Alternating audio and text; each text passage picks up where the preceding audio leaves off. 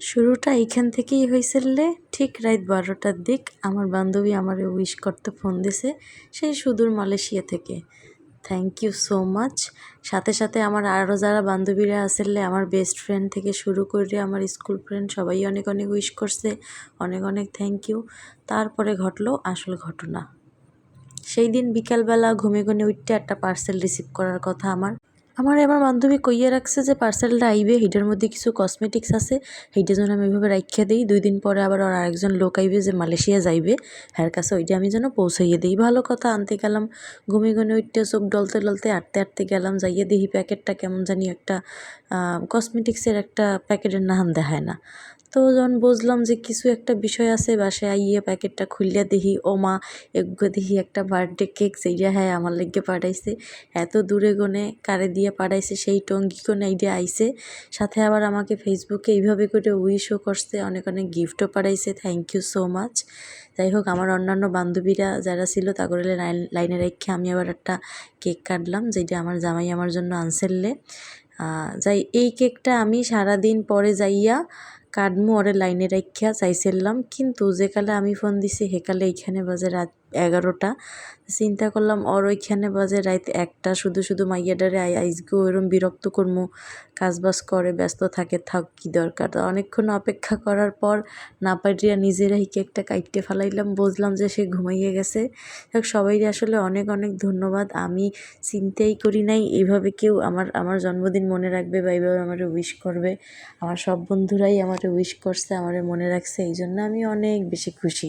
কি লেগে জানি যতই বয়স হইয়ে যাক মনে মনে এই জন্মদিন জিনিসটাতে একটা এক্সাইটমেন্ট থাকেই। যাই হোক, আমার জামাই আবার এইখানে আমার সাথে একটু মশকরা হরতে আছে।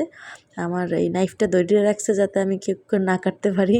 আমি আবার দইড়ে জোরাজোরি করে শেষ পর্যন্ত কাইটতেই ফেলাইলাম। এই তো হইলে এখন আমনে করে বলি মজার কথা। এইটা হইলো আমার জন্মদিনের ভিডিও। এটা হইলো রাত পর্যন্ত, এইখানেই কিন্তু সব শেষ।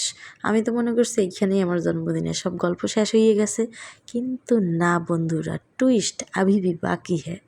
পরের সপ্তাহে আমার পরীক্ষা আসলে, যেহেতু আমি উন্মুক্ততে পড়াশোনা করতে আসি, আমি আমার বান্ধবীদেরকে বলছিলাম আর বন্ধুদেরকে বলছিলাম পরীক্ষার পরে আমার বাসায় খাওয়া দাওয়া করতে। ঠিকই আছে, গেলাম, পরীক্ষা শেষ করলাম। মনে করছি নর্মালি আইবে, খাইবে দাইবে চলে যাইবে এইরকম। কিন্তু ওরা যে এত বান্দরের বান্দর, ভাই রে ভাই। পরীক্ষাটা দিয়ে আগে আগে বাসায় আইছি, ওরা আইবে একটু পরে। আমি আইয়া একটু গোছামু টোছামু সব কিছু। এরা গাঁটটি বস্তা বাইন্দিয়া কেক লইয়া, মিষ্টি লইয়া, একজনে আবার 1 বক্স আইসক্রিম লইয়াইছে, ওইয়া কি আমি জন্ম বইটা খামো। একজন আবার গিফট লইয়াইছে। আমার মনে হইলে আমি আমার ছোটোবেলায় ফিরে গেছি। এক্সের খুশির ঠেলায় গড়তে গড়তে নাচতে নাচতে বেহুশ হইয়া যাইতেছিলাম। এগুলো হইলে সব আমার কলেজের ফ্রেন্ড। এরা খুবই ভালো মানুষ, কিন্তু এরা মানুষ না, সরি ভুল হইয়া গেছে, এরা হইলে বান্দর। বান্দরের ঘরের বান্দর 1 নাম্বার। সবগুলো এত ফাজিল, এরা যে কি করতে পারে। এরা সবাই এক জায়গায় হইলে যেইখানে থাকবে ওই জায়গাটা একেবারে মাতাইয়ে রাখবে। কি কমু, আসলে আমার অনেক কপাল ভালো, আমার এত এত বন্ধু বান্ধব আশেপাশে। আমি খুবই খুশি, জীবনে যত বেশি বন্ধু তত বেশি খুশি। যাই হোক, এইটি আমার জীবনের সবচেয়ে বেস্ট একটা বার্থডে ছিল। সবাই আমার জন্য দোয়া করবেন, ভালো থাকবেন। আসসালামু আলাইকুম।